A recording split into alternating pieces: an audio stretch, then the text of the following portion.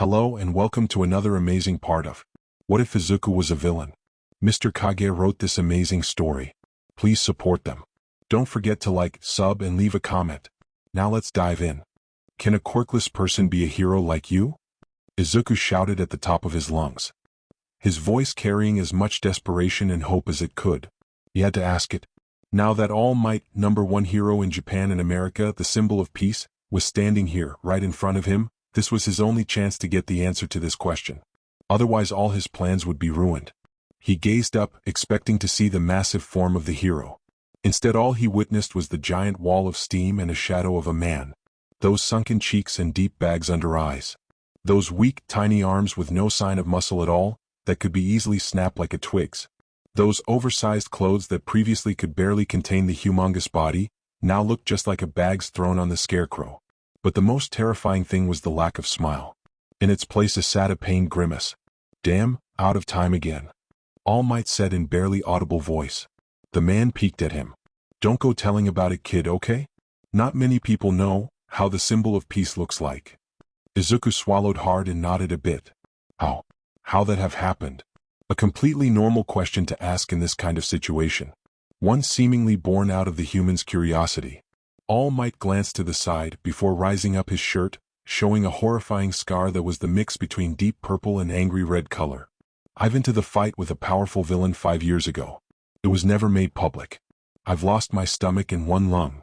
The hero sighed loudly, lowering his shirt. The man turned to the door to the rooftop and walked to them, stopping just a few feet before them. As for your question, you should give up. Heroics aren't really a game. While intentions and just heart are necessary, without power you can't do anything. If you still want to help, become a police officer or a doctor. Those roles are more safe and you can still be of the good use to society. If not, then corporation pooled always welcome anyone. Farewell, young man. All Might told him in grave tone, before opening the exit and disappearing in it. There it was. The brutal and only truth. The harsh words that shattered the souls of the most bravery's ones and destroyed the dreams of the most hopefuls. The words that could push any human to do the seemingly atrocious acts, only to stop the dark thoughts that plunged in the minds of those who heard them. Izuku walked slowly to the edge of the building and got to the other side of the guardrail. Peeking down he saw a dirty alley filled with trash. More than 10 floors under his feet. Looking up at the gray sky, he felt the first droplets of rain hit his face. He closed his eyes as he stepped forward. Izuku ran. He ran as fast as his 8-year-old legs could carry him. He didn't know where he was going, he just wanted to get away from his tormentors. He knew why they were chasing him, but he didn't understood why. All he wanted to do was to show Kaken and his friends his new hero card. They were printed not even a month ago. But that was a special edition containing the new Platinum All Might card. It was made to celebrate Hero's 20th anniversary of service. This card was ultra rare, only 10,000 copies were made in Japan. And the only way to get them was to get lucky with the bag of chips. By the grace of the god, Izuku lucked out, gaining that marvelous piece to his collection. He saw it as some kind of sign that would bless his future hero career. So today when he met up with Kaken and others, he showed it to them, saying his thoughts and dream with the brightest smile he could muster. His other friends were awed by the card. But not Kaken. The boy screamed at him, throwing the mean names left and right and setting the explosion right into his chest, burning his new shirt. Then Kaken told others to catch him. So Izuku, being the smart one, begun to run away, which turned into some kind of goose chase. The worst part about it? He didn't know this part of the city. Suddenly, after getting out from some alley, he saw the river and a small bridge. His lungs and legs burned him from all this running away he did. He needed to rest. He needed to hide. So he did the first thing that could satisfy both of those things. He got under the metal constructions, hoping that they wouldn't find him. Izuku didn't even get to sit down when he heard his bullies coming into the area. He couldn't really understand what they were saying, nor he could peek at them without blowing up his cover. So he just stood there, his hands pressed tightly against his mouth, trying to avoid making any sounds. He didn't know how much time had passed. Was it seconds? Was it minutes? He couldn't really tell. The voices quieted, making him release a deep sigh. They were gone. Now he only needed to wait here a few moments and try to figure out the way home. Simple. Nothing that he couldn't manage. A hero always could find his way out of any opera. A loud explosion and scorching heat reached him, throwing him out from his feet onto the ground. His head hit the rocky bottom of the shore and dull pain flared above his left eyebrow. There you are, you shitty Deku. Kaken growled at him. A smoke was rising from his outstretched palms. A huge, angry grimace marred his face and his red orb held a dangerous glint in them. You thought that you can run away from me after splitting out that bullshit? Two lackeys grabbed him by his arm, forcing him to stand up. Izuku tried to get away from them, but he didn't have enough strength. His fearful, teary eyes gazed at his best friend. Why was he doing this? Kaken wanted to be a hero just like him. This wasn't how the hero behaved. A fist plunged into his stomach, knocking the air from his lungs. A hit to the cheek, then another one to the other side. A kick to the stomach, followed by yet one more punch, this time onto the chest. More came at him, with equal amount of wrath and profanities, but it did nothing more than to add to already existing physical pain. Yet none of those hit hurt him more than the feeling of betrayal from Kaken. Sure, the boy was rough and angry during his better days, but Izuku always considered him his best friend. Even when he was called the names, even when he got pushed around or had his things burned by explosion. He always believed that he would be a hero alongside Kaken. So why? Why was he behaving like a villain? Hurting other kids, calling them extras, destroying their belongings? Why were the teachers seemingly blind towards his tendencies? Why was him always getting the talks about how he's in the way, causing troubles, while he clearly was the victim here? He couldn't understand it. He felt that he was grabbed by his collar. His vision was really hazy now. His right eye was almost swollen shut due to getting a strong punch, his left one was all red because of the blood that got to it, thanks to that cut on his forehead. Listen here, Deku, and listen me well. Kaken's face was close to his, only centimeters divided their noses. The expression the boy held was the one of pure rage. You will never be a hero. He said those words loud and clear. You're just a quirkless loser who can't do shit on his own. So do me a fucking favor and stop going around spilling that bullshit that you're going to stand alongside me on the same ground. You're below bottom, worse than any extra there is.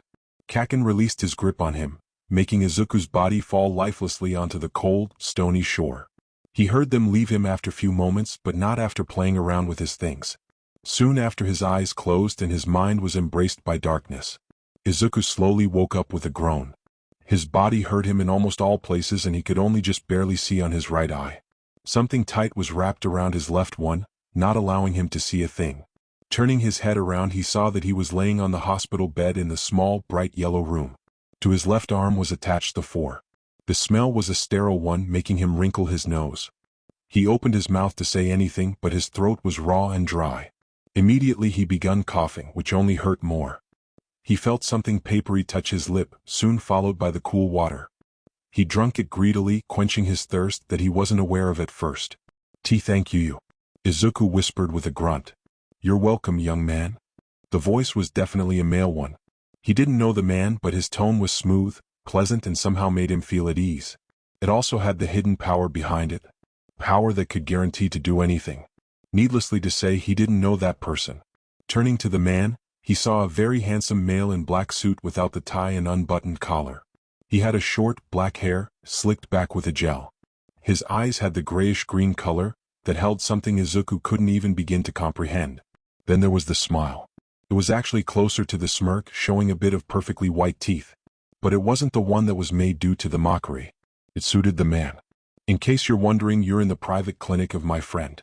I found you a week ago near the river bank. A week? He was out for so long? No wonder that he could barely speak. Still a week passed. Was there any search party? Did his mom knew where he was? Did she even knew that he was alive? I'd go to the police and tell them about you, but I couldn't get a picture of you. Your face was badly beaten. The man informed him. The only thing that was near you was that notepad with quirks in it. There was a hint of joy in his voice. You really have a good eye and sharp mind. To analyze all of those quirks to such degree at your age. I'm truly impressed. It came as genuine as it could. Izuku felt the wave of heat hit his cheek and small smile making its way on his lips. No one really praised his quirk analysis. His mom only told him to watch out during the hero-villain fights and not bother the person whose quirk caught his interest. Honestly, during this short exchange, the man was nicer to him than almost any other person for all his life. Can you tell me your name? That way I can go to the police and get their help. If things go fast, by the end of the week you'll go back to your parents and friends. And suddenly the spell vanished. The recent events crashed back to him at the full force. His smile disappeared and in the corner of his eyes tears gathered. What's wrong? The man asked in concern. I don't want to go be back. Izuku answered in shaky voice. He took unsteady breath before continuing. I'm Q quirkless, but I want T to be a hero. Yet all my Emma man my F free. The K kids from my age are D doing is S slowly D destroying my dream. He pointed at his face and body. This is the D doing of my B best friend W who wants T to be a hero. I D don't W want to go back T there to be being N nothing, but a U useless waste O of space. To be being a Deku. He started crying, tears running freely from his eyes, a small hiccup escaping from his lips uncontrolled. He felt so much better by finally getting it out from his chest. He didn't know for just how ungodly long he carried it all inside of him. Weeks, months, years? It was so hard to tell now. But at this moment Izuku felt free. Like some invisible shackles fell from his arms and legs and a weight was taken out from his shoulders. He felt something touch his head, gently, almost tenderly petting him. It made him melt at the feeling, snuggling as close as he only could, craving for more. It was similar to the way his mom did it, but at the same time so much different. Needlessly to say that it did the trick and calmed him down. Izuku peeked at the man, who still had his hand buried in his hair. A small smile stretched his lips and in his eyes he could see something akin to understanding. The world is a harsh place. The man begun. His voice was somber and carried a lot of weight in it. Everyone is treated differently because of their quirks. Those who have strong ones are praised for just being born. Those with weak quirks are commonly made into the laughing stocks, becoming the gray characters in each other's lives. The man looked at him. And quirkless one are beyond the margin of society. Unaccepted by many, looked down as those who don't have the very basic right to be alive. All because they don't have the right genes in them. Izuku felt the new wave of tears coming to him. The brutal truth about the world he was living in was served to him. Right under his nose. He didn't feel any strength in him. Maybe he should just really give up? There was no way that he would be able to become a hero, nor change the world. But I for one don't agree with this mindset. He thought that his neck snapped with how fast his head turned to the man. His lone eye looked for any sign of deception on the man's face, but he couldn't find any. Those words were sincere, coming straight from the heart. While it's true that quirks are amazing and fascinating, they're not everything there is to people. Take Endeavor for example. He possessed one of the most powerful fire quirks in Japan, maybe even the world, but he's not suited to be a hero, due to his brash personality. Sadly it's utterly overlooked, because he has the power. Our world became absolutely disgusted place to live in. The man's nose wrinkled as his face features twisted. But a split second later a small smirk returned and a hand extended to him. I want to change it. I want to change our society. Turn it from its wronged way. I want people to see more than just quirks in each other. I want us all to understand each other. Do you wish to join me in this quest? Do you want to become the hero of your own making? His tone finally showed that hidden power, igniting the flame in Izuku's soul once again. He thought about it. Could he? He was just a quirkless kid. Nobody would listen to him. Just like it always was. But this man, he believed in him. He wanted him to join him to be something more. He wanted him to change the world so no one would have to suffer anymore. Still awed by the speech, Izuku took the man's hand and squeezed lightly. How do I call you? He whispered loudly. A grin showed on the man's lips. You can call me Sensei. When Izuku took Sensei's hand, deciding to follow the man and fulfill their desire to change the world, he expected something different. Like a powerful politician who had the big vision that would take years to turn into reality, so he needed a successor. A young child who would inherit the will and teaching of said man, making sure that everything will go smoothly after their predecessor passes away. Villain. He was now a villain. A criminal, an outlaw, a person who opposed the rules of their society and was chased after only to be put to the prison. When he was confronted with this at first, his mind literally stopped working as he fainted. In theory that was everything he, as a young hero hopeful, should oppose with every fiber of his being. The big surprise was that, while there were some people who committed crimes because they wanted to kill, to rob, to mug, to spread chaos and destruction, most of so-called villains were actually a common people with families and friends who had no other way to make sure they survive. They were given the moniker of villain because people saw what they wanted and exaggerated things. It was a very valuable lesson. But after a little bit over a year passed since the fateful meeting, one of the things that saddened him greatly was the fact that the search party for him stopped almost immediately after they'd found a bloodied shore. Police and heroes gave up, saying that he was dead, that the quirkless kid wouldn't be able to survive. From what he was told, his mother tried to find him on her own, but she too gave up after nearly a half of the year. that left him with mixed feelings. He missed her but was very well aware of the fact that he wouldn't be able to do what he needed to do with her around. He was also a bit angry at her for giving up on him, but understood from why this had happened. To be completely honest, he couldn't really see the difference between his current and past life. Well, there were some, but his general lifestyle didn't change that much. Instead of living with his mom, he now shared a flat with Kurogyari and another kid, Tamura. From what he gathered, Kurogyari was some sort of sensei's aide who took care of them. The man was nice, calm, and had a weird fixation about wearing a suit. He also ran a bar which was under their home. The place served as some sort of a meeting spot for various criminals who needed to discuss a job or just wanted a drink. Beside this, Kurogyari had really cool quirk. Being able to teleport to another place as long as you knew the coordinates was such a useful ability. Izuku believed that he befriended a man. At first he was a tad scared because of the appearance of the bartender, but it turned out that conversations with Kurogyari could be pretty interesting. Ironically, the man's dream was to travel around the world and see all of the marvelous places that he read in the books. Then there was Tamura. He was really something else. The boy was a few years older than him, about 4 if he had to guess. The teen preferred to isolate himself from everything really. He kept hiding his face behind a hand that Izuku was too terrified to ask if it was a real one. He barely spoke to them, spending his days playing the games on the console or computer. When he was in the good mood, which wasn't really often, he invited Izuku to play. Actually, it was more like an order, but not wanting to anger the boy, he complied.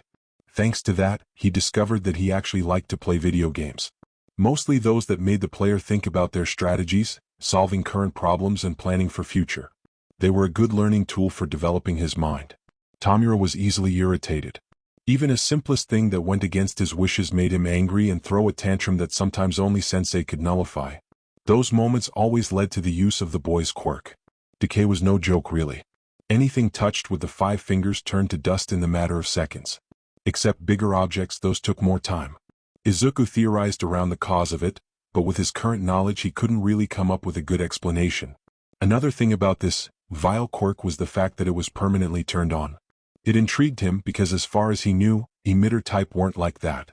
At first the only mandatory thing that sensei had him do was the combat training. He needed to be able to protect himself and fight back, seeing as he was a villain now. His trainer, some kind of guy that was utterly devoted to sensei, or maybe it was the money, make him do all kind of exercises to accustom his body for future, much more harder training. He was also learning how to use one of the most basic weapons for combat, knives. Be it stabbing, throwing, or slashing. Izuku would say that he was making rather good progress. Of course he didn't want to settle on just this. Unlike Tamura, he wanted to continue to learn and expand his knowledge. Putting back the development of his mind was a big no-no for him. His intelligence was something that he was really proud of and saw it as something natural to polish. So he timidly asked sensei for giving him some tutors, which made the man grin widely at him and commend his decision. So the schedule was made, one that would allow him to maximize his study time and still gave him some freedom. To his great surprise and joy, Kurogyari was one of his teachers and taught him mathematics and geography. Feeling the need to recompense the bartender's effort, he began helping around the bar. Be it preparing a snacks for guests or cleaning up. The man was shocked at first, but appreciated the gesture and gave him instructions on what to do. One thing that he still continued was his searches for interesting quirks and analyzing them. Although there was a new piece of information that he started to add to his notes. The countermeasure. The logic behind it was rather a simple one. He never knew when he would have to fight against someone with that quirk or something similar.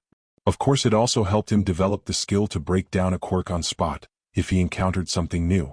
Sensei was really pleased with it. The man even proposed to set up meetings, during which they would delve into the quirk analysis, finding the strong and weak points of the power or just simply geek out about them. Needlessly to say that he happily agreed for it. Only downside was Tamura's ire, that caused the teen to throw a tantrum. And he was the older one. So Izuku, how are you finding your life with us? Sensei asked while reading through a page from his notebook. He bit his lip and peeked at the man. While he got accustomed to the powerful presence of the man, he still got occasional chills from it. But never from fear. It was closer to excitement of what he was capable of. It's less villainy than I thought, he admitted truthfully. One of the things that also changed about him was the vanish of his annoying stuttering. He wasn't sure why he developed it in the first place, but he was really thankful for whatever reason that made it go away. Sensei gave out a chuckle and set the notebook on a coffee table. You're still young, there'll be a time when you're going to wish for a time like this to return to you. The man said in sage tone, but still held that a smirk on his features. Izuku nodded at that. He had quickly learnt that sensei was really knowledgeable. He possessed a vast amount of information on many different matters. From time to time the man gave him small lectures about history, and they all sounded like he lived through them, which would be kind of ridiculous. Sensei didn't look older than 30-something years old. Unless, Sensei. Izuku began a bit unsure of it, but a hum from the man encouraged him to continue. What is your quirk? Sensei rose his brow. Haven't I told you? I'm really sorry, Izuku. It must have slipped my mind. He didn't really sound apologetic about it. My quirk is all for one. It allows me to take quirks of people and use them. I can also give them to others, although it's not always recommendable. The man stated proudly. His jaw went slack and mine stopped working. What? He must be dreaming or something. A quirk like that to exist. How? He started, but cut himself out to gather his thoughts that were all over a place. How is it not known? I mean, use such an extraordinary power. Sensei chuckled, clearly amused by his reaction, and grinned widely. It's known, but only a selected individuals are aware of it. Why? He pushed forward. His thirst of knowledge made it unable for him to stop at this moment. There are multiple reasons. The man paused for a second. Let me ask you a question. When the quirk begun to appear. He tilted his head at this, not understanding a purpose of this. It begun with so-called luminescent baby. 7th of April 2020. Correct. As you're aware, after this many people, be it children, adult or elder, showed the signs of possessing one. Sensei finished, satisfied with his answer. What does it have to do with your quirk, Sensei? Izuku asked, completely lost in their talk. One of the reasons why it's not known is because I am the person from that period of time. The man declared, making him stare dumbly. Wouldn't that make you like 200-year-old? He said in absolutely deadpan tone. 234 to be exact. Sensei replied with a shrug. I've grabbed a longevity quirk along the way, he informed him nonchalantly. Izuku nodded at this information, already making mental notes of everything that he'd just learned. What are the other reasons? Sensei gazed at him with a glint in his eyes and smirked dangerously. Let me tell you a tale. And so he sat there and listened to every word the man said to him. He learned about the uproar the society threw when quirks came to be. About the hunts that quirkless people organized against their families, friends and strangers out of the fear from the unknown powers. How Sensei was the first one to unite and defend the quirked individuals. How the man took the powers from those who didn't want them and gave them to people who wanted to reunite with their loved ones. How he opposed the government iron rule and purges. How he loved his little brother. Tenjiro was a frail one, he always was shielded from world. He grew up with only me around, seeing as our parents were busy with their work. Sensei said fondly, a small smile adoring his face. He helped me with organizing shelters for quirked and took care of them when I was away. To protect him, I gave him a quirk that slowly stockpiled power over time. Nothing too fancy, but enough to get him by. A smile vanished, replaced by a grimace. Unfortunately, they captured him. And instead of killing him, they did the dirtiest thing possible. They turned him against me, showing him the fabricated footages of me killing people and destroying things. Spewing lies of how I was some kind of evil lord that wanted to take over the Japan. They made him one of the first heroes. Izuku gulped loudly. He knew he shouldn't, but his curiosity got better of him. What have happened after this? Sensei gazed at him with great amount of sadness and pain. We battled. I tried to reason with him, show him just how far in the web of conspiracy he was, but he didn't listen to me. The man paused for a moment, many emotions passing his features. I wasn't able to hurt my beloved little brother, so I fled from our battlefield. He gave out a meritless laugh. But I didn't know that this fight would haunt me for centuries. One for all, he spat out those words with great anger. I truly loathe this quirk. Izuku blinked at the new piece of information. Unfortunately, before he could ask for more, Sensei's phone pinged. The man checked the message and frowned deeply. I'm sorry, Izuku. Looks like we'll have to cut our meeting short. He sounded rather displeased about it. I'll see you next week, okay?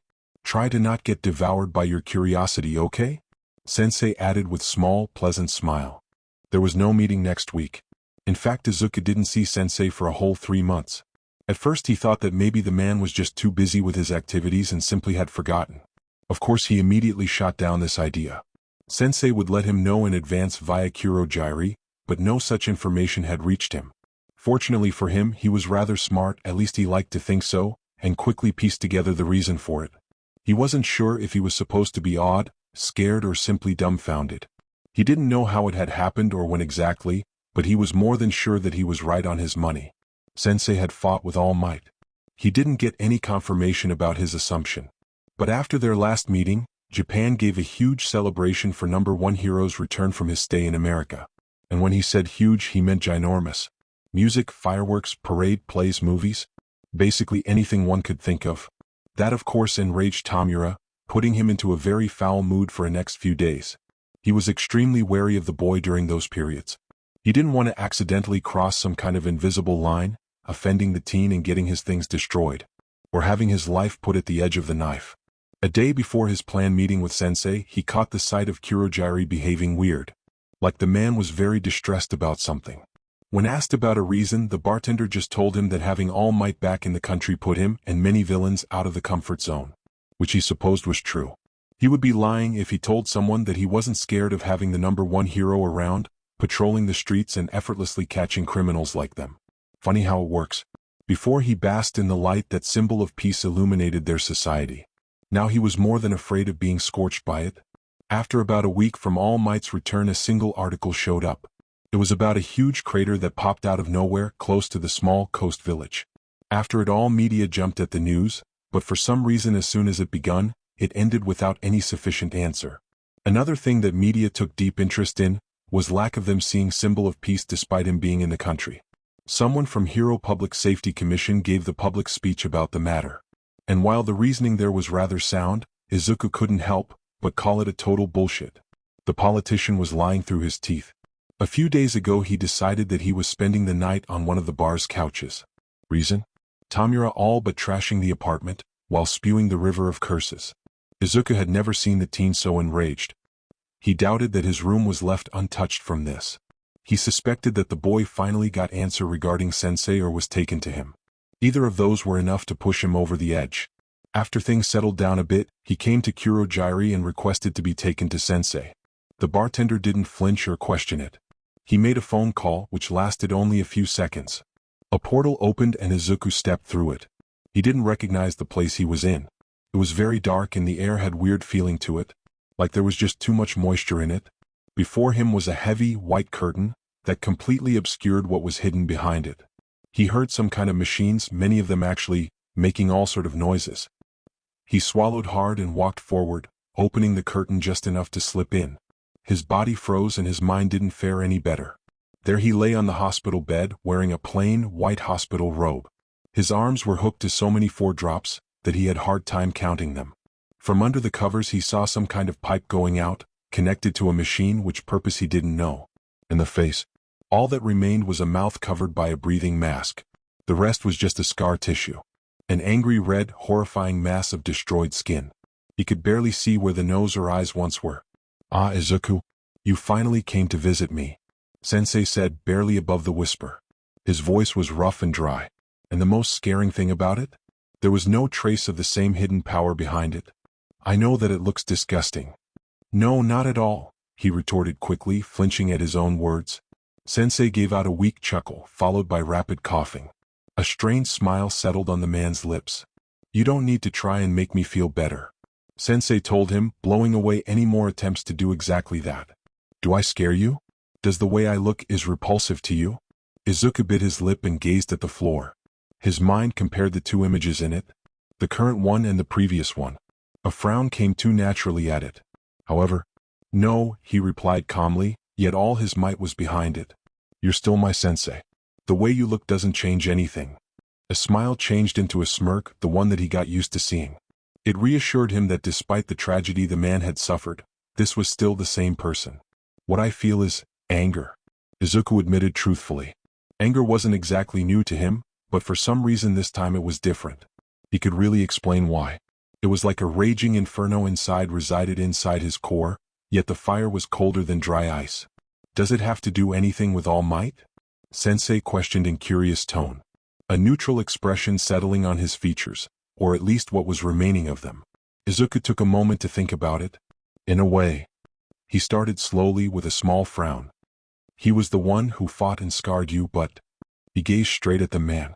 What I hate is one for all and the teaching following it. Or at least part of it, he said with as much conviction as he could muster.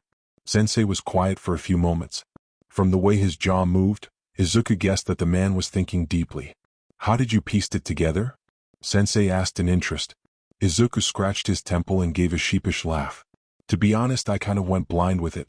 The only thing supporting this theory was the fact you'd said that you gave your brother a quirk that stockpiles power and that one for all was chasing you since then. It really was just it. There wasn't much more evidence to prove him right, but a hunch made him go with it. A small, graceful smile showed on Sensei's lips. You're really intelligent and observant, Izuku, the man said, making him blush a little at the praise. You're quite right with it. Turns out my brother possessed a quirk. It allowed him to pass his power to other person that wasn't related to him by giving his DNA. His original quirk merged with the one I gave him, creating one for all. Sensei explained in a bit irritated voice. To say he was flabbergasted wouldn't cut it. He knew that quirks were weird, but this? What were the odds for this to happen? Two quirks merging together into one power. No wonder that All Might was so powerful.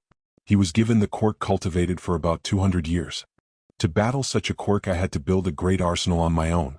Yet it seems like the stockpiled power caught up to me.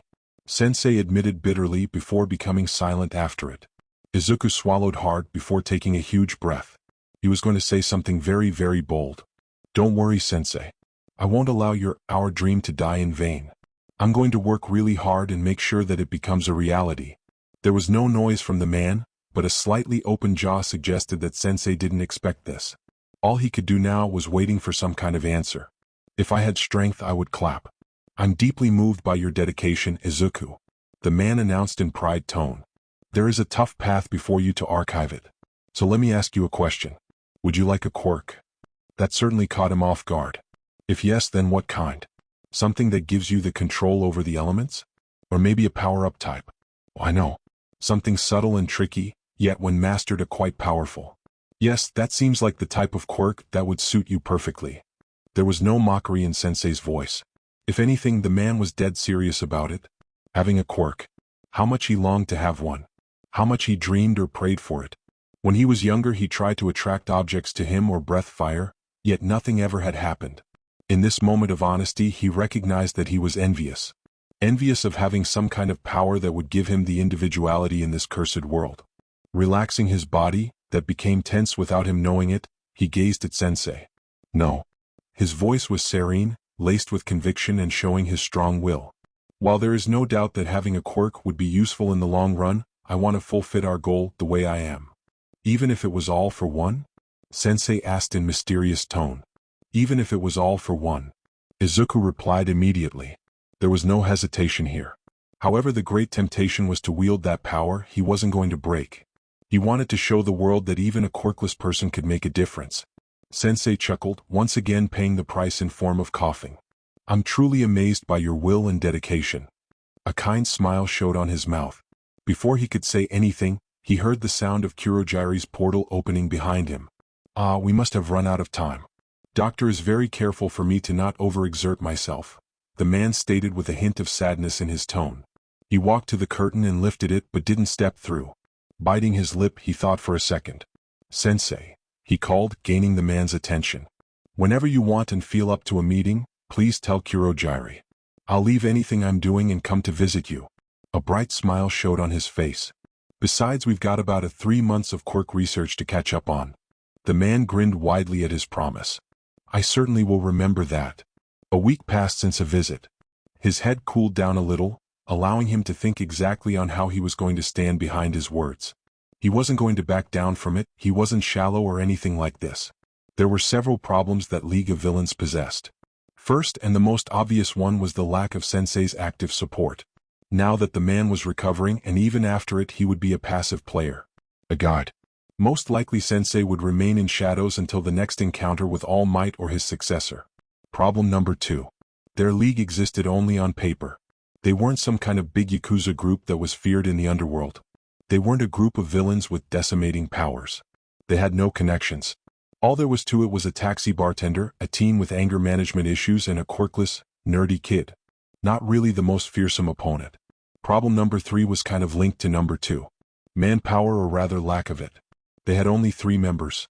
And while cannon folders in form of common thugs were rather easy to acquire with the promise of money or some goods, but it wouldn't cut.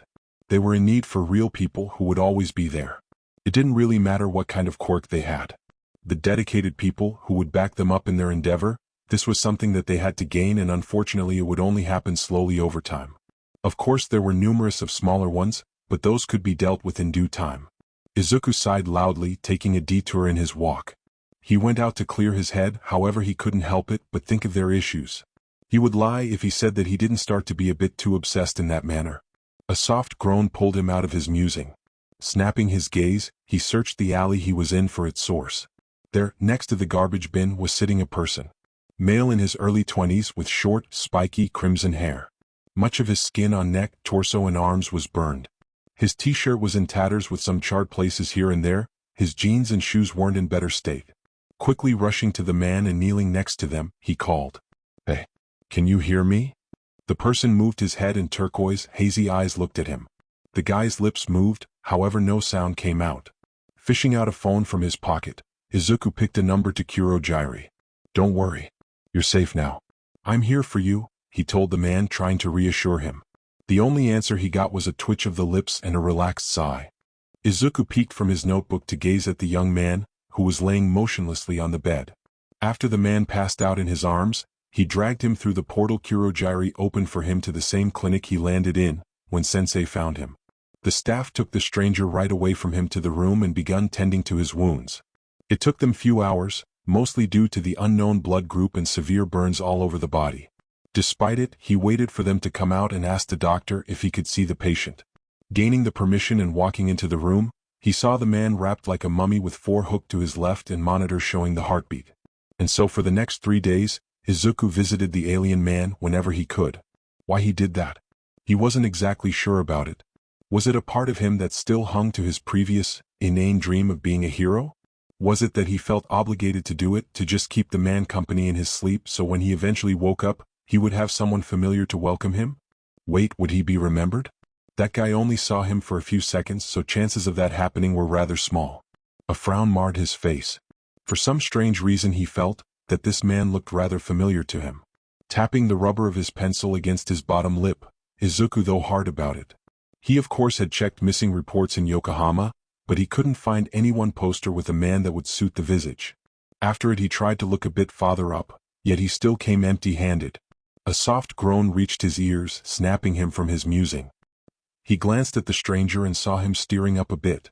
Putting away his things, Izuku stood up and stepped next to the bed. The man's eyelids flickered a bit, before cracking just enough to allow the light to hit the eyeballs. A hazy, turquoise orbs roamed around the room, before landing on his face. "Hey, can you understand me?" Izuku asked, speaking as clearly as he could. Young man moved his head a bit, indicating that he was indeed conscious and could comprehend what he heard. "Great. You're in the private clinic. I found you an alley. The medical personnel patched up your wound," he informed the man, gaining another nod. "I'm going to call the doctor to let him see you, okay?" Gathering his things into his backpack, he went to the door. Before leaving though, he peeked one more time at the enigmatic man. He was following him with his eyes and his look was filled with mix of different emotions. However, he could clearly see a broken soul hiding behind those orbs. Smiling reassuringly, Izuku left the room, making a silent promise to visit again. The next time he came by to see Mysterious Man was a few days later. During the break, he searched more databases to try and find the identity of the patient. Unsurprisingly, he still couldn't find anything. However, he got a hunch that may or may not get him to somewhere. For now though, he was going to refrain from asking questions. The successful recovery of the man came first. Stepping into the room with a small smile on his features, he gazed at the stranger. Most of the bandages were removed, although those covering the burns still remained in their place. He also saw that nurses allowed some more loose wrapping around the mouth to allow the man to talk and drink a little. Just as he was going in, he saw that the stranger tried to reach towards the plastic cup with a straw that stood on the table. His hand and arm movement were really slow and uncoordinated. Quickening his step, Izuku took the cup and brought it towards man's mouth. The guy looked at him and tilted his head, catching the straw. He drank slowly, yet his gulps were rather loud. When he finished, he let out an overly satisfied sigh. "Thanks," the man said quietly, his voice gruff and cracking here and there. Looks like his throat also suffered some sort of damage. No problem really. Izuku replied and put the cup away. Grabbing a chair, he dragged it closer to the bed and sat at it. This was the stranger could see him without moving his neck too much. I thought that you could use the company during your stay here, he announced cheerfully. Well, some company except from the nurses and doctors checking on you. The man gave a light nod, keeping his eyes locked with Izuku's. His gaze showed that he was rather cautious about him, but it didn't discourage him in any way.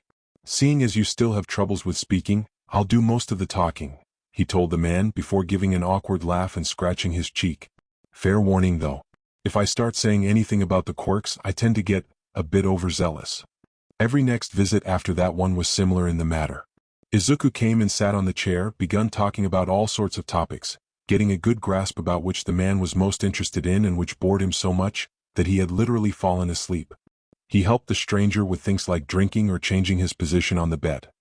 He avoided asking personal questions, waiting until the man would lose that defensive gaze.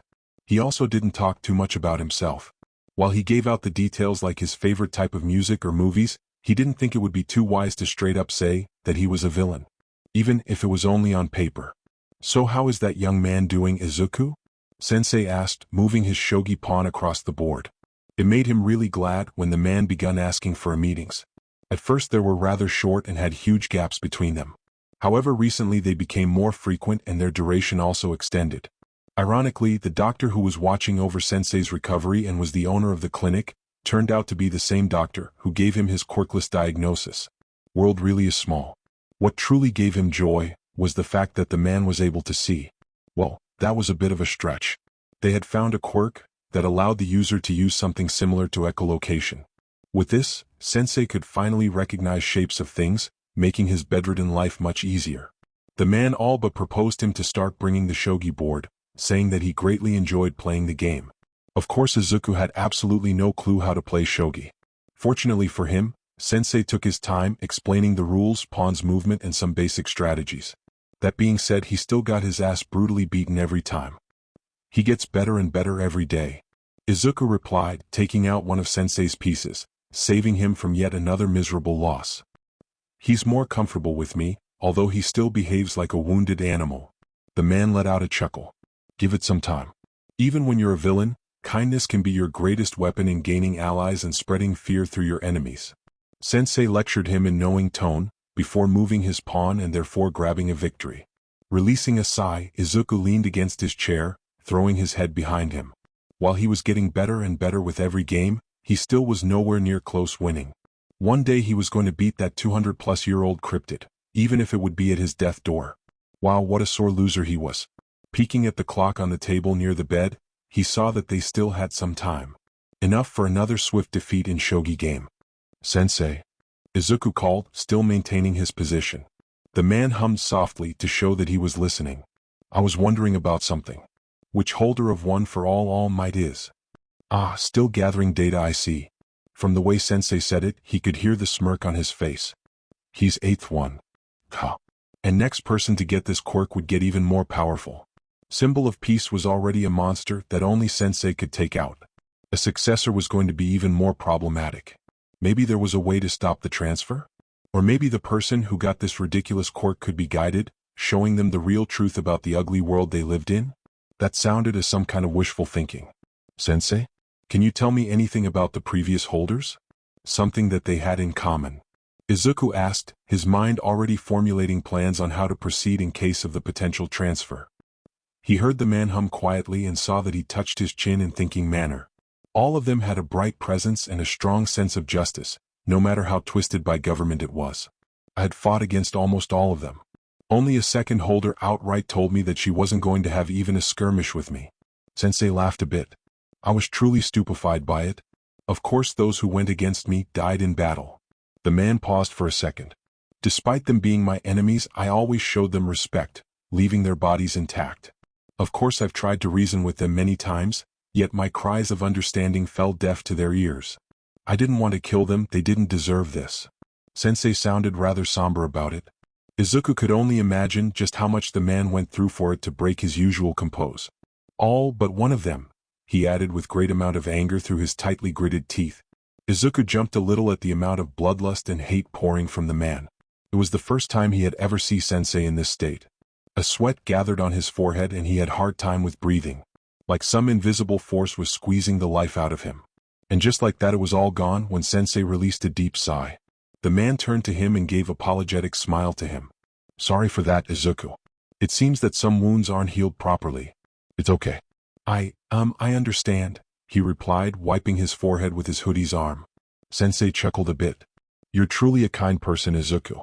Please keep that trait no matter what. Izuku sat comfortably on his bed, tugging his laptop between his legs. For what seemed to be 1,000 times, he checked the plugging on his headphones. Good, it was connected properly. The year was nearing its end, and while it meant many things for people, there was one event that everyone in Japan was going to watch tonight. Or almost everyone. When he kindly and a tad timidly asked Tamura to watch it with him, the teen gave him a cold, mocking gaze before saying to piss off. The hero billboard chart was going to be released, showing the results of this year's hero's job. He, like many others, was mostly interested in top 10.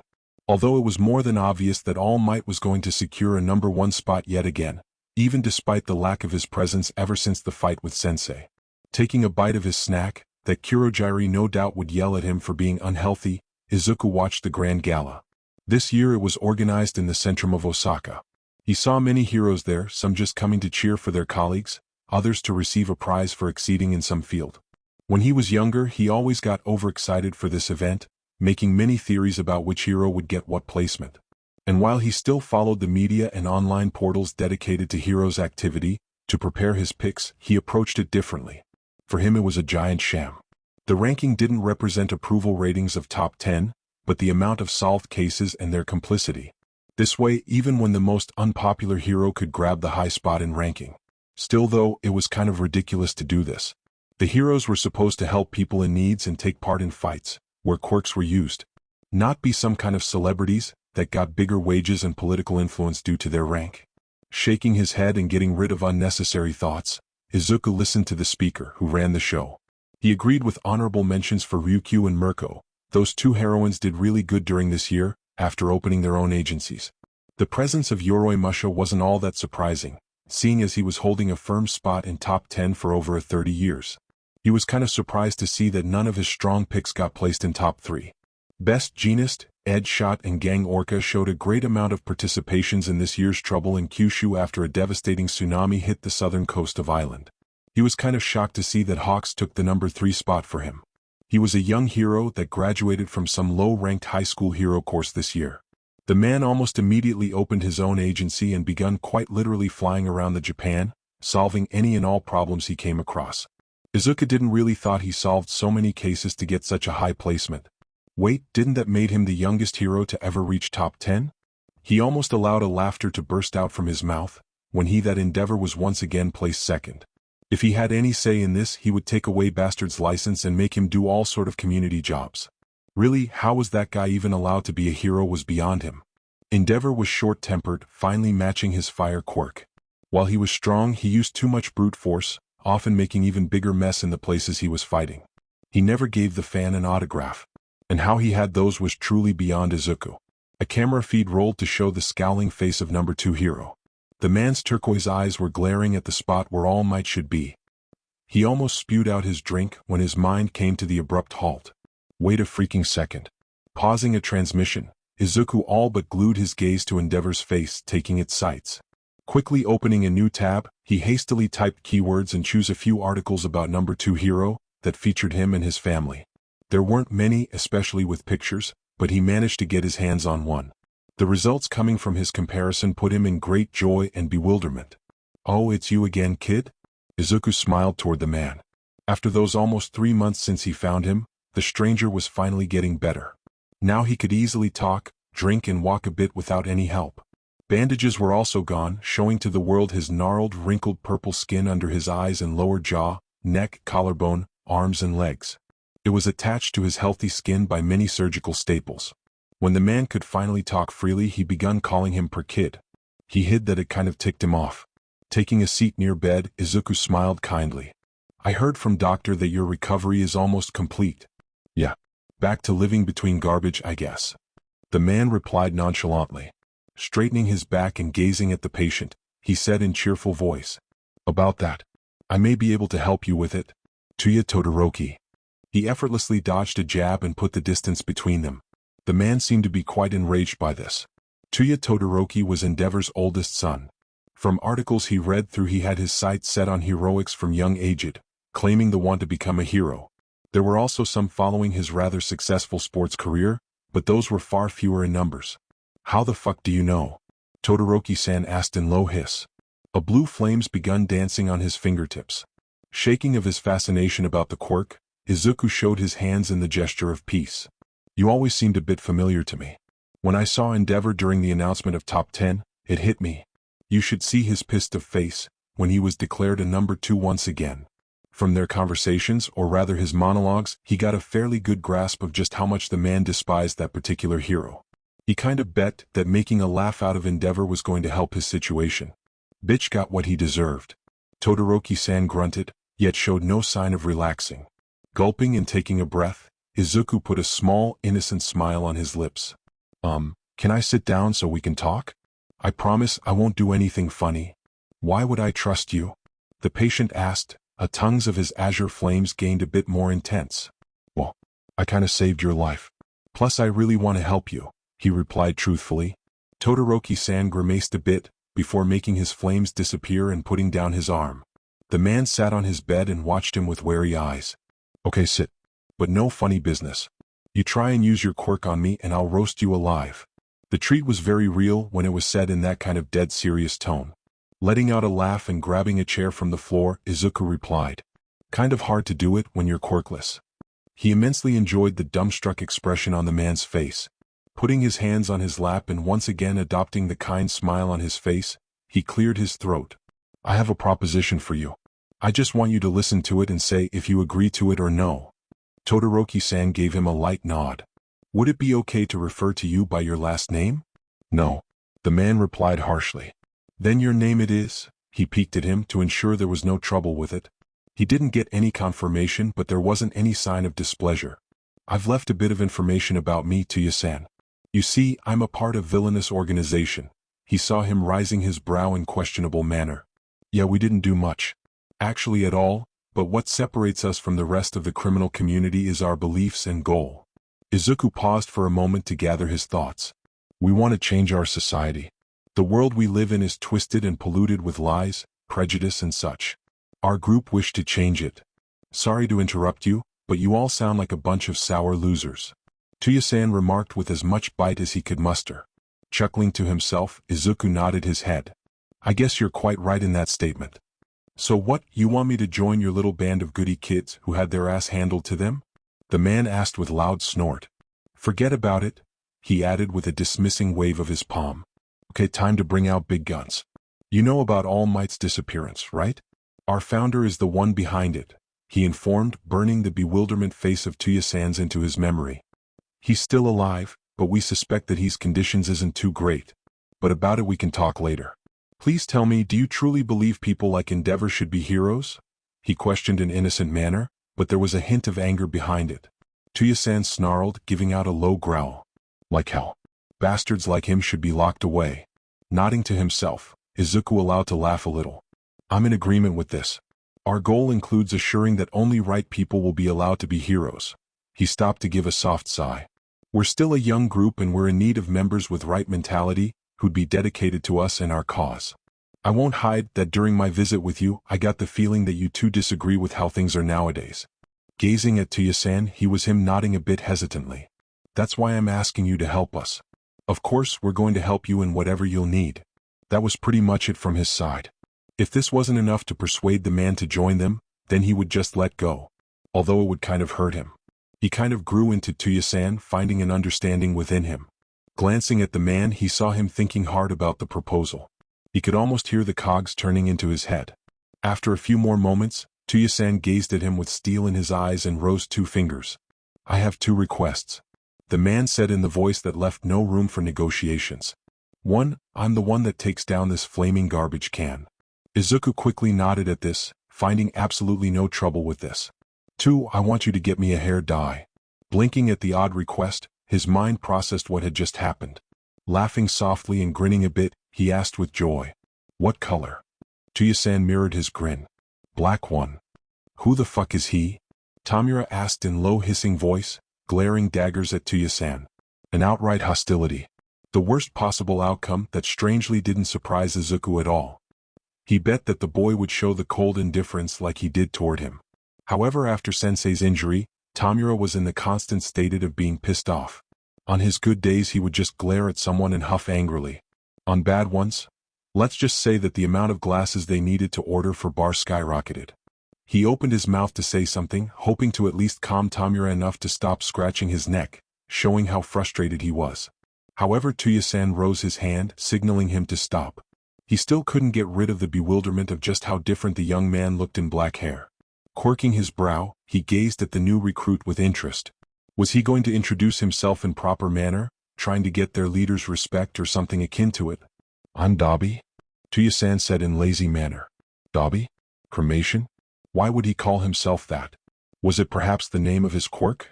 Even if it was, why use this instead of his name? Dobby, Tamura repeated, tilting his head a little.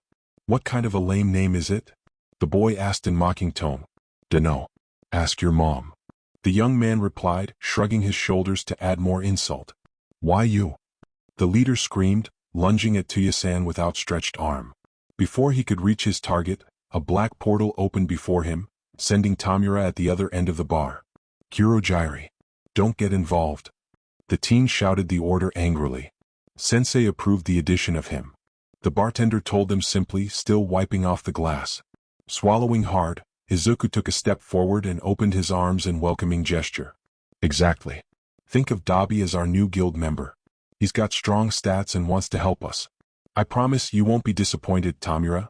He learned early that using gaming terminology was quite helpful in explaining things to their leader, so he studied it a little for exactly those kind of situations. The teen gazed at him with his tiny crimson eyes, as if he wanted to drill a hole through his head. An irritated mumble followed by the scratching of his red skin on the neck signaled that the boy was thinking hard about it. You better be right, he said in threatening manner before returning to his previous spot. On the way back he hit his shoulder against Tuya-san, who just brushed it off. Letting out a breath, Izuku calmed down his nerves. That went surprisingly well. Much better than he anticipated. In his mind he saw the whole building in flames, slowly crumbling to dust, while the two beat the shit out of each other. Come with me, I will show you your room, he informed Tuya-san, who simply nodded and followed him upstairs. Biting his lip, he peeked over his shoulder, not knowing if he should ask his question or no. A sigh left the young man's lips. His turquoise orbs gazed at him lazily from half-lidded eyes. Ask away, kid. Flinching in place, Izuku scratched his cheek nervously. Was he that obvious? Oh. Why didn't you reveal your identity? Tuya-san hummed and stayed silent for a moment. I guess I don't want to be seen anymore as the son of that flaming bastard. The less people know, the better, he explained with indifference, although at the mention of Endeavor there was a hint of anger. Izuku nodded to himself, keeping that in mind. He still was curious about the young man's past, but for now other things took priority, like helping Tuya-san with his rehabilitation. The clinic staff informed him that while he was good enough to be released, he needed to exercise in order to gain back his previous strength. Of course Izuku took it upon himself to see that the man would follow the training regime. He stopped before a simple white door that led to Tuya-san's room. He silently thanked Kurojairi for placing the man next to him and as far away from Tamura's as it was possible. Standing aside he gestured at the entrance, smiling kindly. Tuya-san grabbed the handle and cracked the door open, just enough to slip inside. However, before he went, Izuku half mumbled another question. How do you want me to refer to you? The man stopped mid-step and stood there for a few seconds, letting the tension grow. You can call me by my name when we're alone, kid, he said without turning around. When the doors closed, a small smile made its way on Izuku's lips. It was a sign of trust from Tuya-san. He vowed that he wouldn't break it. For now they were only two members of the same organization who happened to understand each other a little more. But he wanted the man to become his friend. His first real friend. Did doctors say that Tuya-san needed a rehabilitation? Because to Izuku it looked like the young man was more in shape than he was. The proof of it? Him trying to catch up to the man who was running at least 10 meters ahead of him. It all began when Izuku proposed an evening jog, to work out a good sweat before a night and pump some more oxygen into their bodies. It took a bit of convincing, but finally Tuya-san agreed. Although he was a tad annoyed at him for it. The young man changed into sportswear, taking a sweatshirt with high collar and hood, medical face mask and gloves. Was he self-conscious about his scars? Or did he not want to attract any attention to them? He felt like he should ask but feared angering the man. After arriving to the park, they started jogging one next to each other in rather slow tempo. Ending the first lap around the perimeter, Tuya-san asked if they could go faster. Izuku had no problem with it, seeing as he throw on an easy pace, having in mind a bad shape of his companion. How wrong he was. Tuya-san all but shoot forward, leaving him in dust. He was still jogging thought. And the difference in their heights, thus the distance they covered with each step, didn't really matter because the man was barely moving his legs. Yet despite all of this, Izuku still couldn't catch up to him. Ending the sixth lap, Tuya-san stopped near entrance waiting for him. Coming to the man, he supported his arms on his knees and tried to catch his breath, puffing loudly. Not like that, kid. The young man mumbled under his nose. Looking up, Izuku saw him pointing at his chest. Stand straight up and take deep, slow breaths. Breath in through your nose, hold it for a second or two and release through your mouth. Tuya-san explained, showing how it was done correctly. Taking the advice, he proceeded doing exactly what was told to him. Surprisingly, he recovered faster than he ever did from any physical activity. His heart rate calmed and with it, he could clearly feel the slightly burning muscles in his legs easing up. It was strangely pleasant. Thanks, he said, smiling lightly. Whatever. Tuya-san replied with shrug. Stepping closer to the nearby bench, he put one leg on it and begun pushing slightly on it. We need to stretch, kid. Otherwise your muscles are going to cramp. Nodding slightly, Izuku followed the example, copying the exercises the older boy did. He was amazed just by how flexible Tuya-san was. He didn't look like someone who'd spent last 4 months in hospital bed with little to no movement. Tuya-san? Izuku asked, trying to reach toward his toes while standing. The young man hummed to him, signaling that he was listening. How did you run so fast? Your steps weren't bigger than mine, yet you still left me behind. It wasn't only to strike the conversation with the older boy, he was generally curious about it. It's simple. I have stronger toes. Came the mysterious reply that absolutely didn't explain anything to him. Gazing at the Tuya-san, he awaited the continuation that begun after deep sigh. When you walk, jog, run or sprint, the last part of your body that has contact with the surface is your toes. If you don't kick hard enough with them, then you can't spring forward. You can easily tell the difference on soft ground like sand or gravel. Of course, having strong toes will help you with things other than running. For example, the quick shifting of weight, which is important in sports like boxing or martial arts in general. Izuku looked at Tuya-san with utter astonishment. Not only he clearly explained where the difference laid, but also gave him example of another valid application of this. You're really knowledgeable, Tuya-san, he stated in awe. The older boy looked to the side and scratched the back of his head through the hood. Whatever, kid. Did he sound a bit happy about it, or was Izuku just imagining it? Izuku watched from the sidelines how Tuya-san kept burning dummies to a crisp with a well-thrown balls of blue fire, precise aimed flamethrowers, or by simply bursting his flames when touching a target with a palm. When he heard that the young man wanted to practice with his quirk a little, he all but jumped at the chance of cataloging it in his notebook. Asking politely, he got a reply in form of a shrug, which pretty much meant that the older boy didn't mind. Already filling out a third page, Izuku scanned through his notes again. This fire quirk was similar to Endeavor's, which wasn't that surprising, since he was Tuya-san's father. But there was one crucial difference: the temperature of the flames. From what he remembered from his science and chemistry lessons, the hotter the fire was, the more it shifted toward the blue coloring.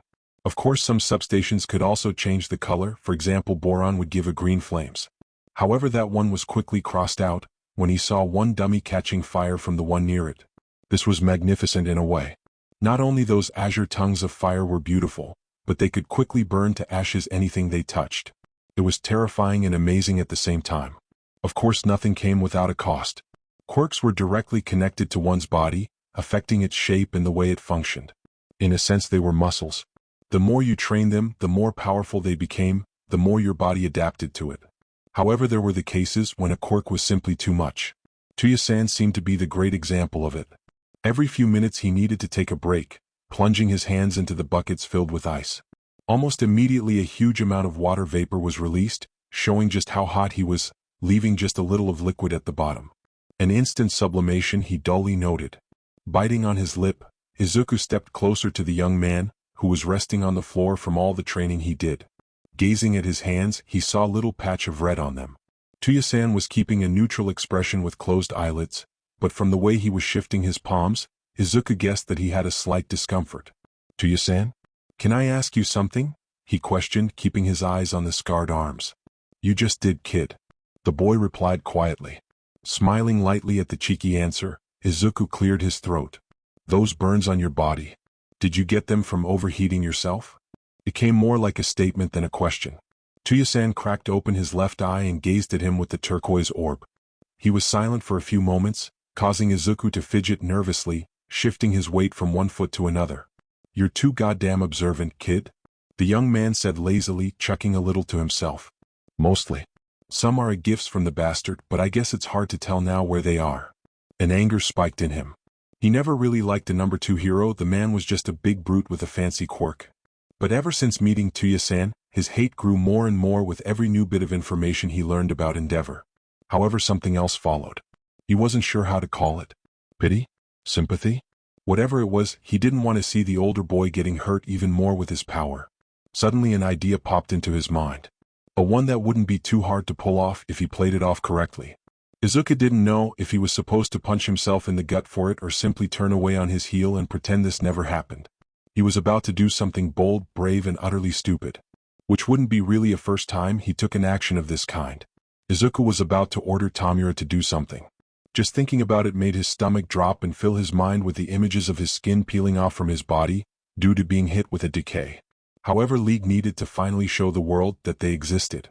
To build up their reputation in Underworld and make contacts in case they needed some help sometime in the future. Besides, he was itching for some action. His brain finally got through that he was a villain now. And while combat training was good and all, it was only a training. A real life wasn't a static sequence of moves that he was supposed to repeat over and over again. He needed an actual experience if he wanted to take care of himself. Swallowing his nerves and changing his features to determined ones, Izuku knocked on the door leading to Tamura's room. At first there was a deep silence. Thinking that the boy was asleep, he reached with his hand again, but just before he could struck the wooden surface, a noise followed by a muffled curse reached his ears. A heavy steps grew closer to him. Finally the door cracked open, showing a lone red orb and dimly lighted insides of the room. The fuck do you want? Tamura hissed angrily, gazing at him with annoyance. His face was still hidden behind a hand. Tightening his left palm into a fist, Izuku looked straight into the eye of the leader. We need to talk, he said in a tone that held no room for negotiation. No, we don't. The teen tried to close the door, but Izuku put his palm on them and began pushing with all his might, creating a standstill between them. Yes, we do, he grunted out through his teeth. League needs to finally do something. And why would we need to do something? Tamura questioned, still trying to overpower him. Think about it. If League do some quests, our reputation will rise. The better our reputation is, the easier it's going to be for us to function in the future. In addition, we can level up, upgrading our skills and equipment. Izuku tried to reason with the leader using the only language the boy could understand. Tamura started mumbling something under his nose, which was far too incomprehensible for him. A few moments and scratching noises later, he stopped pushing, showing his eye once again in the crack. Fine. League will do a mission for some scrubs. Really? Izuku asked in joy, smiling brightly. Yeah, now get lost. The teen ordered harshly, closing the door with a bang. Letting out a breath, he relaxed his whole body. That went surprisingly well. Much better than he expected. He feared that he would have to get Sensei involved in the issue to finally make Tamura do anything really. A slow clapping reached his ears. Turning around, he saw Tuya-san leaning against a wall. The young man had a simple pair of shorts on him and a small towel thrown over his shoulder. His hair were wet, sticking to his forehead. That was pretty ballsy, kid, he commented with a hint of awe. I didn't get that nerd talk, but you got that dipshit to finally move his ass. Chuckling at the insult, Izuku turned fully to the older boy. I just want to do something good for us, he stated truthfully. Aren't you a thoughtful one? Tuya-san said, his lips stretched into a lazy smirk. The young man lifted his right arm and began closing the distance between them with it. However, right before it could touch his head, it stopped. A mix of emotions passed the older boy's face, while his eyes widened significantly.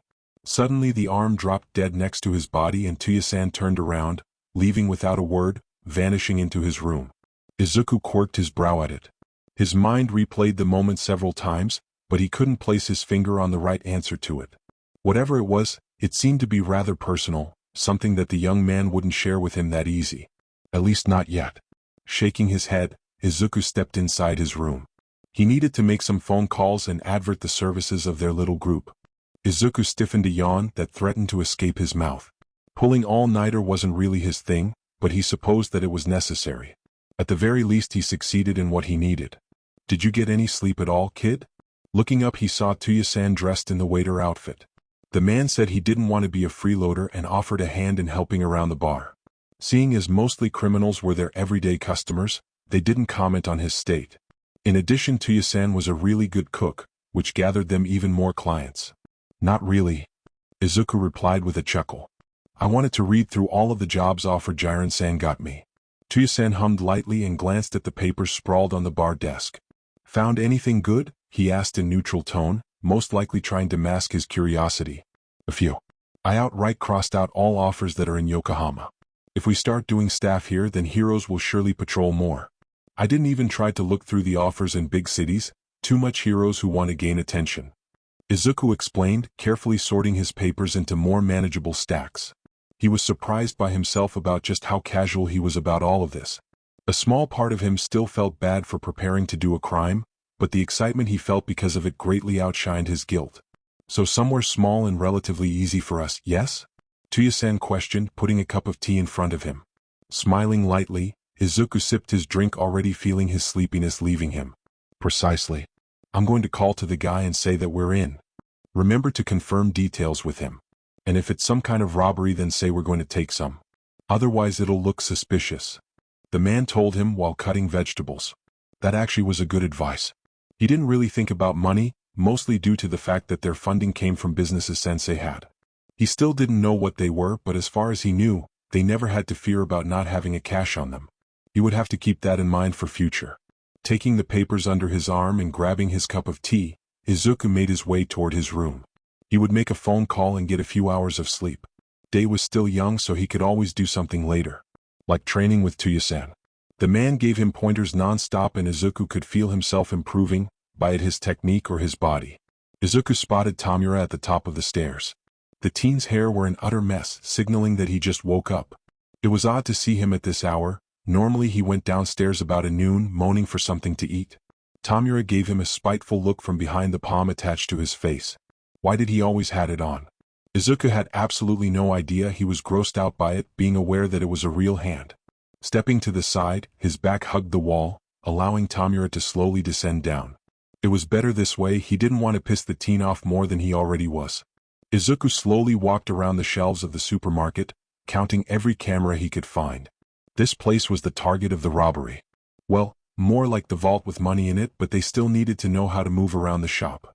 He refrained from scratching his head, not wanting the wig he had on to accidentally fall off.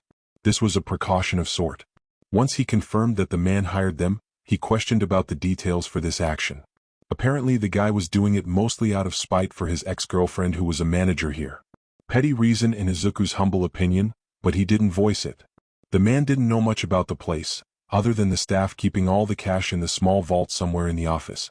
Not wanting his first mission to fail, Izuku took upon himself to scout the place and formulate a plan. That also meant getting into the part of shop that only an authorized personnel could access, but he had a plan for it too. "Oh, I'm sorry. I've lost my uncle," Izuku said timidly to the worker. Yes, that was all. Thanks to his still relatively short height, despite him closing to 10 years old, he could easily pull off the lost kid act. It was a standard procedure to take the child into the office and call their caretaker. Fortunately, Kurojiri-san arranged the man who would suit the role. While sitting in the office, Izuku's eyes roamed around the room, memorizing its layout, searching for possible places for the vault. They would still need to make a mess to mislead cops into thinking that they were not organized, but it would be done later. So far he could think of only 3 hiding spots. In the cupboard, in the drawer, or in the desk. Seeing as it was rather massive, he believed that it could be hidden there. Walking out from the supermarket, Izuku split his way from his uncle a few alleys away. The man did his job and would get his payment later. He still had some more things to do. They couldn't use Kurojiri-san's quirk to land in the shop or get out from it.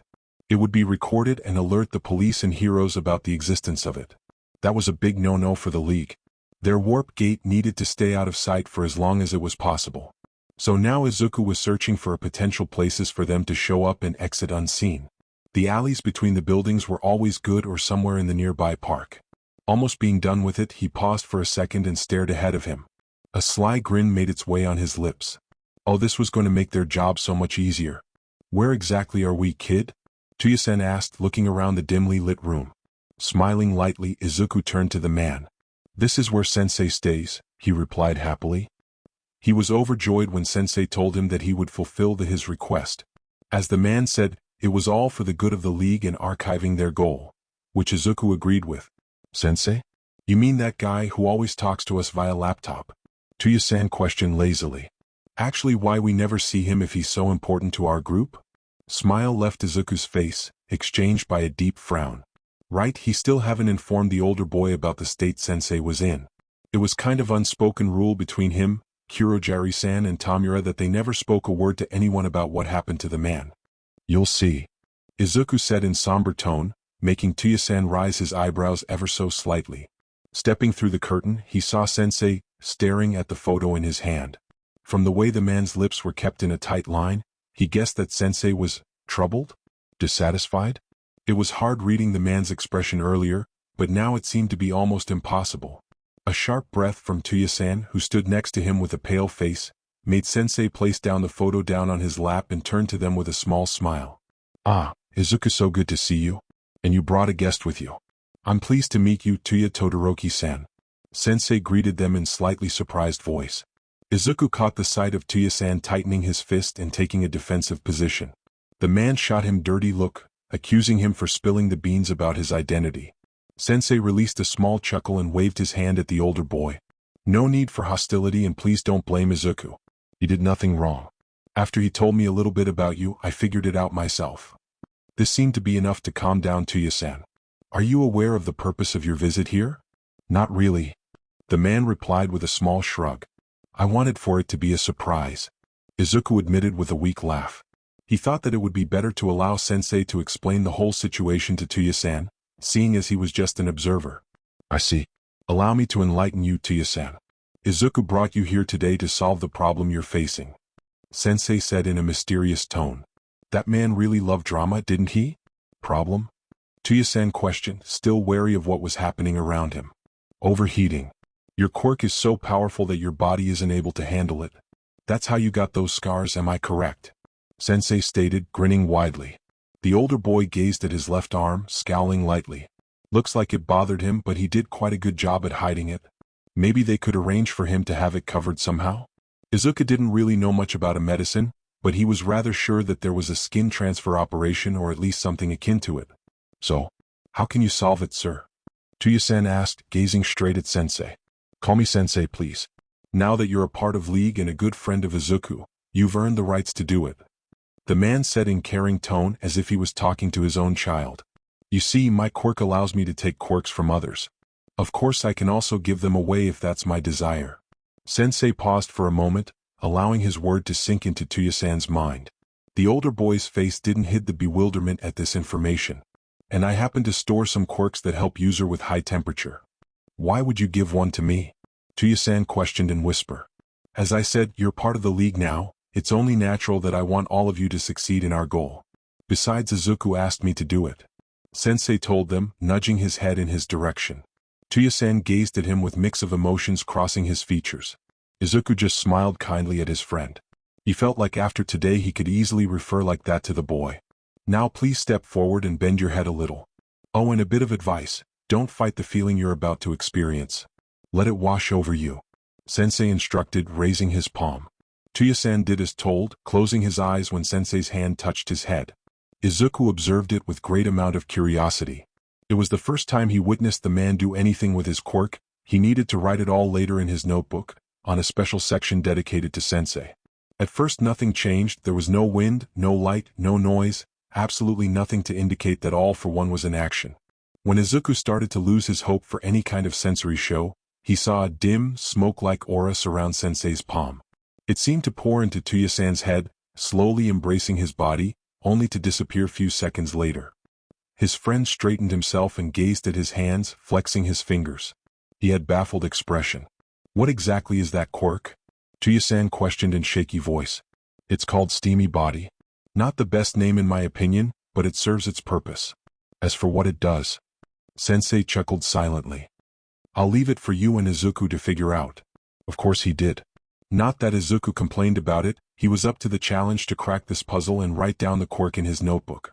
He already had some assumptions about it, but he wanted to wait and see what they would discover while testing it. However, he couldn't help but smile brightly.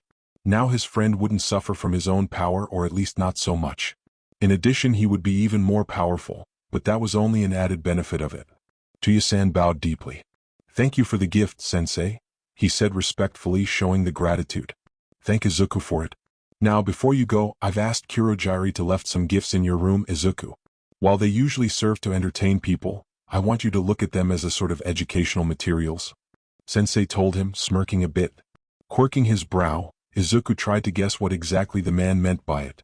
Of course the mystery solved itself once he and Tuya-san crossed the gate Kurogiri opened for them, leading to his room.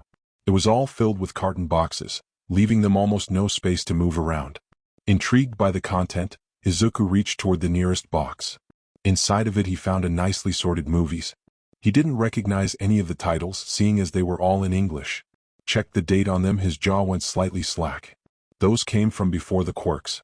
Quickly looking into more boxes, he confirmed that it was the case with all of the CDs here. It must have been a private collection of Sensei, and now he was giving them to him. Just like that. How was he going to repay the man for his generosity? Could he even do it? Hey! Tuya-san called him, pulling him out from his shock. Want to kick back a little and watch a movie, kid? He asked, pulling out one of the CDs. It had a man in black costume falling from the sky with his cape stretched out, while being surrounded by bats. Grinning widely, Izuku nodded vigorously. A movie night with a friend. He had never experienced it. Well, it wasn't a night yet, but it didn't matter to him. How much longer are we going to wait? Tamura asked threateningly, scratching his neck through a thick material around his neck. Izuku held back a sigh and did his best to not replay. The teen asked this question for the 5th time in the last 4 minutes since Kurogiri dropped them off at the park near the supermarket. It was finally a day of the robbery, and Izuku felt that they were more than prepared. They wore black, baggy clothes with the bandanas and tinted ski goggles. The outfit perfectly hid their identities, so even if cameras caught them, there was no way someone would recognize them. He also had gloves on his hands, preventing getting his fingerprints, and a sport bag for money over his shoulder. He memorized the layout of the shop so he could easily guide the way to the main office, where the vault with cash was. He had a mixed feelings about the man who hired them not participating in it.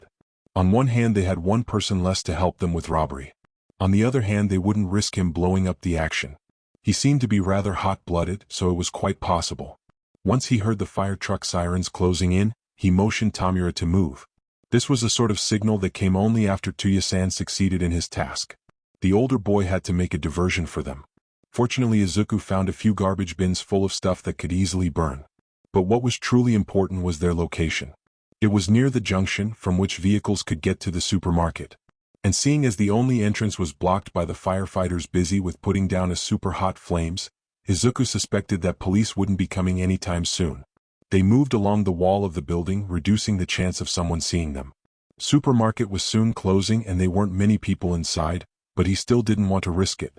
Reaching the entrance at the back, Izuku had Tamura destroy the doorknob along with the whole lock. Opening the door slightly, he peeked inside and found the corridor empty. Good, coast were clear. He still didn't want to run into a person and hurt them. He knew it was a weakness that he had to get rid of, but for now he preferred for it to stay this way. Get moving, scrub. I want to get it done. Tamura ordered in low tone.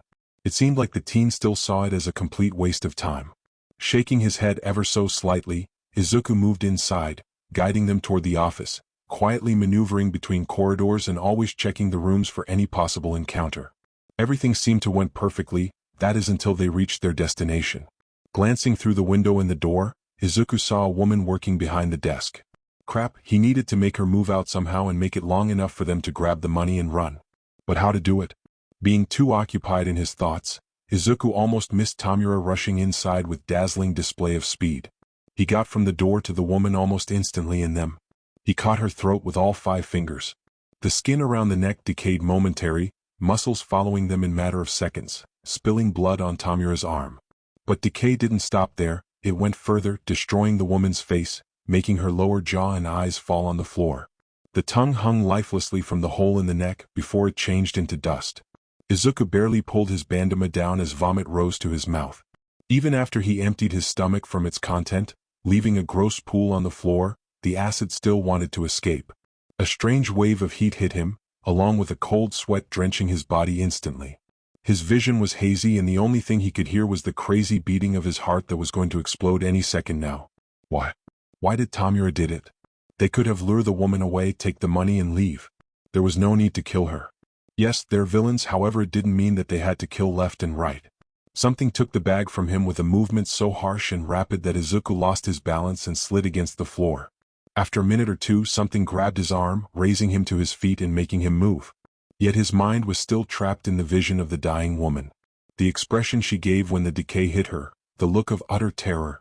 He was sure that he was going to be hunted by it till the end of his days. When Tuya first met Izuku in the hospital, he didn't really know what to think of him. The kid was hanging around him, talking about all sort of topics just to not allow him to feel lonely. Sometimes he faked that he was sleeping, trying to see if he could get rid of him. Yet Izuku always remained, keeping him company until one of the nurses told him to go home. All while writing and muttering about quirks. He was thankful to Izuku for being with him along the way to recovery. Be it handing him a cup of water or putting the pillow so he could lay comfortably. Tuya would lie if he said that he didn't start to look forward for the kid's visits. Nurses and doctors were too stiff and didn't stay long. He might have gone insane from the lack of human interactions. When Izuku said his name, his full name for the first time, Tuya was terrified. He was so scared of going back to that freak house that he chose the only option he knew. Threaten Izuku with his quirk. His shitty old man was always wary of his power, seeing as it was way more powerful than the bastard's flames. Sure, the trash bag had resistance to heat, but it wouldn't save him from becoming a pile of dust. He wanted to laugh when Izuku told him that he was a villain. He would honestly do it if not for that steel-hardened look he received and a sincerity in Izuku's voice. When he was proposed to join them, he was one step from agreeing right off the bat. He wanted to drag Endeavor's reputation down to the mud, announcing to the world that Tuya Todoroki, son of oh-so-great number 2 hero, was a villain. However, he wanted to hear exactly what he was getting into. When the kid told him that they wanted to reform their society, he thought that they'd gone insane. Yet once again he couldn't feel a lie coming from Izuku. Only a strong conviction in his beliefs. Living with the kid, Kurojiiri and that weirdo Tamura, was utterly relaxing, not like his time at the Todoroki household. Izuku would spend time with him just enough to not be too annoying. Kurojiiri was soft-spoken and greatly appreciated that Tuya wanted to help around the bar. He used to cook for his younger sibling, feeling responsible for them as the oldest brother, and thanks to his dishes they gained more customers. As for Tamura, Tuya didn't like that guy one bit. He reminded him too much of the flaming garbage. Always barking at others, concentrated on himself, non-stop pissed off. If anything, he wanted to burn that asshole. But he couldn't because Handjob was a leader. That made him laugh. How that prick was leading them, always playing on his console. Izuku was a leader. He cared for him and their league. He was the one who spent few nights looking through papers and checking the jobs offered to them. He was the one who came up with a plan to rob that supermarket. When Tuya saw Izuku smiling brightly at him after he got Tamura to finally move his ass and chuckle at him he thought that he saw Shoto. The two being the same age just added to it, making him want to stroke the kid's hair. Just like he used to do with his little brother. Call it favoritism, but Tuya loved his youngest brother the most. Sure, Fuyumi helped a lot around the house and Natsuo was fun to hang around, but Shoto was his most beloved sibling. The boy always saw him as some kind of superhero. He even said his name as his first word, although it came as Tuha. Their mom was slightly disappointed that Mom didn't came before it, but she was extremely happy for it nonetheless. After the accident with Kettle, he took care of his siblings, nursing his little brother into bed, when he whimpered from the pain after the torture their bastard father put him through. He was a bit mad at Fuyumi and Natsuo for not standing up to Endeavor, but he understood them and their want to live their lives as peacefully as they could. So he did it for all four of them, getting beat down and burns as the punishment. He was honestly shocked when he met Sensei. The man possessed that aura around him that made his basic survival instincts haywire. Tuya was sure that he would die instantly if that guy desired so. He was curious as for why Sensei was bedridden, but he didn't ask. To Izuku it seemed to be something personal, so he decided to not touch it. But what gained the kid even more respect from him was the fact that he convinced the man to grant him quirk that would nullify his overheating problem. All because Izuku cared about him and didn't want him to self-destruct. Was he becoming attached to Izuku even more than he already was? The kid became his friend in a short amount of time, there was no hiding it. Yet Tuya could feel the same feelings slowly changing, reshaping themselves into the ones he had toward his siblings. Was it bad? Was it good? He honestly didn't know. It was an enigma to him. He was slightly scared of it. A loud voices reached his ears, making him stand up from his comfy bed. After he did his part in the robbery, Kurogyari warped him back to his room. Opening the door, he quickly recognized that it was Izuku and Handjob arguing about something from within the kid's room. "You're fucking pissing me off," Tamura shouted at the top of his lungs. "Ever since Sensei got hurt, you've been stealing away his attention. Why is he keeping you around? You're just a quirkless brat. And that noob too, thanking you for doing the robbery when I was the one who did everything. You're nothing but a waste of space." A white anger bubbled in Tuya's chest. How dare that fucktard say those words to Izuku? Not wanting this to continue any further, Tuya kicked the door hard, getting them out of hinges. He would fix that later, now he needed. He froze for a second. Izuku was kept against the wall, his feet dangling above the floor, while his hands squeezed Tamura's arm that was keeping him pinned by his throat with 4 fingers around it. The kid looked at him with a blue face, pleading with his eyes to help him, while his mouth tried to catch even his smallest breath. That look? It was the same one Shoto gave him, begging to stop Endeavor's brutal training. Tuya could feel the same amount of wrath shooting through his system, commanding him to move and save his little brother. Lunging forward, Tuya grabbed Tamura by the back of the collar and threw him away, peeling Handfreak away from Izuku. The kid fell to his knees and started coughing violently. What the foo? He didn't let Tamura end it, punching him straight in the face. He heard a satisfying crunch, most likely coming from a broken nose. Catching Handjob by the hoodie, he threw him from the room, making him roll on the floor. "Listen here, freak show," Tuya growled out, while his azure flames flicked around his palms as if they answered to his ire. "Try to harm him again, be it verbally or bodily, and I'll roast you so hard that even an ash won't remain from you." You would do it. You would absolutely do it. Whomever was willing to raise a hand at Izuku would have to deal with him and his wrath. Even a freaking All Might would suffer if he as much as gazed at the kid the wrong way. Tamura groaned, lifting himself on the elbow. He shot Tuya a dirty look, showing the beautiful river of blood coming from the nose. Before Handjob could do anything, a black mist came to life under him, swallowing him whole, not leaving the trace of his presence. He would thank Kurogyari later, but now he had more important thing to do. Quickly crouching down next to Izuku, he put his hand on his back and started making a small circles, trying to calm the kid. Izuku breathed slowly. "Just like we do after exercising. Come on, I'm going to do it with you, alright?" He tried to keep his voice as steady as he could. Guiding the kid with their breaths, he somehow managed to get it back under control. What he didn't expect was Izuku rising a bit, just to wrap his hands around Tuya's torso and cry into his chest. Getting over his initial shock, he put his arm around the boy's back, keeping him close and his palm on his head, petting his soft curls in soothing manner. They stayed like that for God knows how long. But Tuya didn't mind.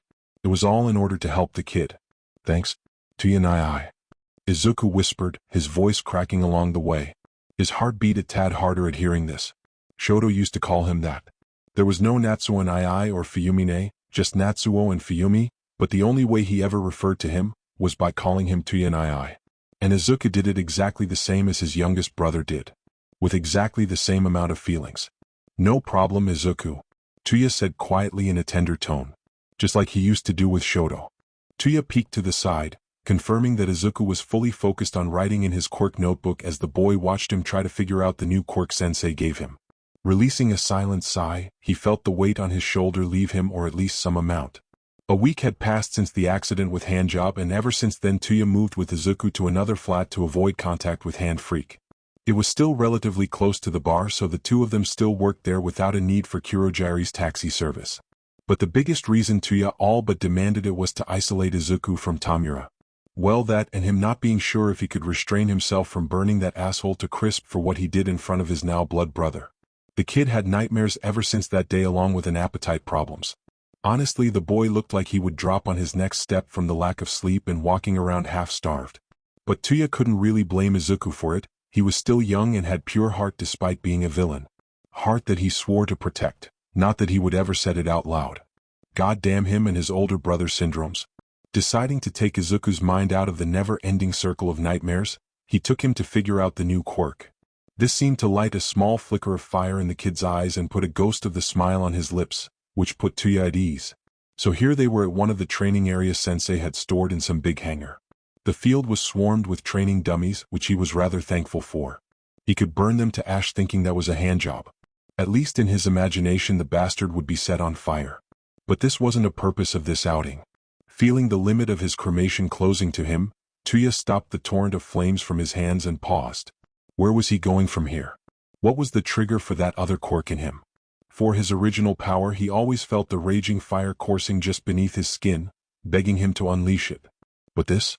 Closing his eyes, Tuya recalled the sensation of how it was given to him. It felt like a chilly mist entered him, engraving itself in the very core of his being. Focusing on this, he searched in him, looking exactly for that feeling. He stood like that for a minute, getting more and more irritated for not finding anything at all. Why was this so hard? Oh, Tuya. Izuku called him timidly, breaking his rather fragile concentration. Halting the happy smile that was threatening to come onto his lips, he cracked his eye open and hummed. I don't know if it's going to be any help to you, but I think you're trying too hard to make other quirk work. What do you mean by that? He asked, not getting what the boy was telling him. I'm almost 100% sure that Sensei gave you emitter-type quirk. One of the things that I've noticed with those types of quirks is that they tend to work by instinct. Like all the kids with those kind of power at first have accidents where their quirks just fire off even if they didn't want it. Izuku explained, clearly trying not to mumble so he could understand him. Tuya blinked at it and scratched his chin. This actually made sense. He remembered that he had issues at first with controlling his flames. Quite often it ended with his mom putting them out with her ice. And now he only thought about any control when he wanted to do other stuff than being a flamethrower. Taking a deep breath, he relaxed his body and emptied his mind out of everything except the wish to cool off. And so he waited and waited for anything to change. Suddenly he felt it, that chilly mist. It was in his stomach, slowly but surely coming out from it, traveling across his body, leaving the pleasant sensation of coldness. It was just enough to get him out from his overheated state. A loud sound of awe made by Izuku caused him to open his eyes. Looking at his hands he saw puffs of white smoke coming out of them. Checking around, he confirmed that this steam was going out from most of his body. He opened his mouth to say something, but a sudden dryness hit him out of nowhere, followed by a great thirst. Taking a water bottle that he brought with him, he gulped it down, emptying it in the matter of seconds and released a satisfied sigh. It seems that this quirk uses the water in you to rapidly cool down your body. Dehydration is going to be quite problematic. Izuku mused out aloud, scrabbling in his notebook. Tuya looked at his hand and flexed his fingers. The boy was right, while he didn't have to worry anymore about overheating, dehydration was just as bad. He doubted that his future opponents would give him the window to take a sip of water in the middle of the fight. Searching in his mind he had found this new quirk. It was laying right next to his original one, the raging tornado of azure fire, but while he could feel his first power fully, the other was hiding its part. I don't think it's the full extent of steamy body, Tuya said, rolling his neck around. Izuku blinked at him and touched his chin, a storm of muttering leaving his mouth, seemingly at the speed of sound. He let the kid be, knowing that he's going to think of something that... I have a theory, the boy announced, finally showing some excitement and happiness. Shaking his head, Tuya smirked a little. What did that brain of yours came up with? Sensei said that the name of the quirk isn't exactly the best, right? So maybe this power revolves around water inside of you and water vapor around you. Izuku explained, already making notes. Humming a bit, he decided to give it a shot. Not like he had any better idea. Once again he reached toward the new quirk, this time desiring to absorb water. Waiting a few moments, Tuya could feel a sudden moisture on his whole body and caught the sight of barely visible whitish ribbons entering into him. He sensed that his temperature dropped down once again, putting him somewhere near his standard 40 degrees Celsius. Extending his hand he put it on Izuku's curls and ruffled them, much to the boy's chagrin. Knew you could figure it out, he said, smiling a bit. Over the last month Izuku felt himself slowly returning to his usual self. He doubted that he would ever be the same as he was, but that was just how life functioned. Still though, he couldn't help but feel angry at Tamura for what he did. His leader killed that woman without a second though, reasoning that she was an obstacle that needed to be erased. The teen said it, or rather screamed at him while choking him before Tuya came with a rescue. Tuya. Izuku liked the sound of it, no matter just how embarrassed he was during the first few days of referring in this way to the older boy. When he was younger, he wanted to have a sibling. There was just something appealing about having a brother or sister who would spend time with him, geek out about heroes with him, basically do almost everything with him. And now he had the older brother who would no doubt burn everyone and everything to ashes if even the hair fell from his head.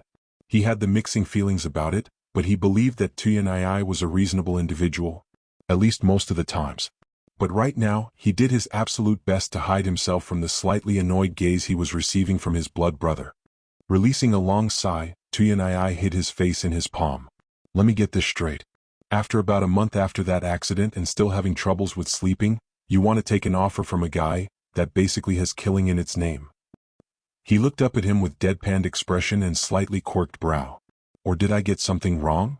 Chuckling timidly and scratching his cheek, Izuku gave a tad awkward smile. Yeah, I thought that maybe with this I could get over this. At least a little bit. While I'm overjoyed by this, I don't really approve it. You may get hurt. Tuyanai halted him with his palm. And it's not about you being quirkless, I don't give a crap about it. This gang is a semi-yakuza, they won't hesitate even for a second to kill a child. He ended in a grave tone. Izuku bit his lip and gazed dejected at the floor. He knew that his blood brother was right. Yet he couldn't help but still push for it. The thought of those criminals being hardened killers terrified him, but exactly because of this he needed to do it.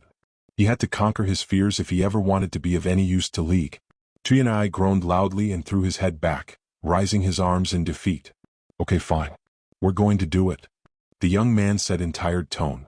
Really? Izuku shouted out happily, smiling brightly at his brother's words. Yes. I can't bear seeing you looking like a kicked puppy, he replied, smirking a bit.